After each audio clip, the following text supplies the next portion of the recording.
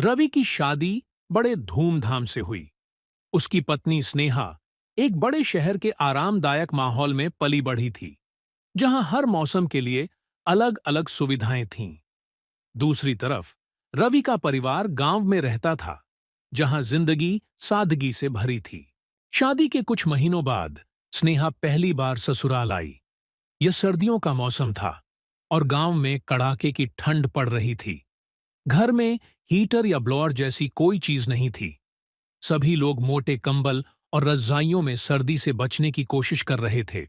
रात हुई तो स्नेहा ने रवि से कहा, मुझे ठंड बहुत लग रही है, एसी चला दो। रवि चौंक गया। अरे भाई, यहां गांव में एसी कौन लगाता है ठंड में?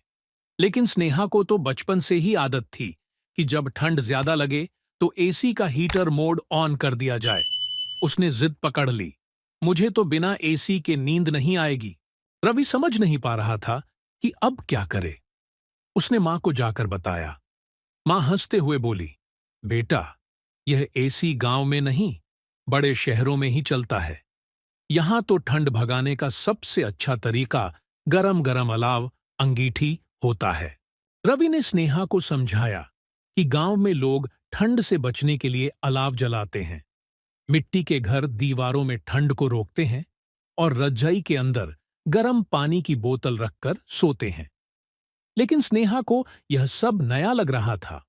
फिर भी जब उसने देखा कि पूरा परिवार अलाव के पास बैठकर मस्ती कर रहा है, कोई मूंगफली खा रहा है, कोई आग सेंक रहा है और सब लोग मजेदार किस्से सुना रहे हैं, तो उसे यह देसी तरीका भी अच्छा लगने लगा।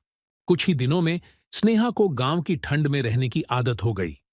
उसने महसूस किया कि हर जगह की अपनी खासियत होती है। शहर में सुविधाएं होती हैं, लेकिन गांव में अपनापन और प्राकृतिक तरीके होते हैं।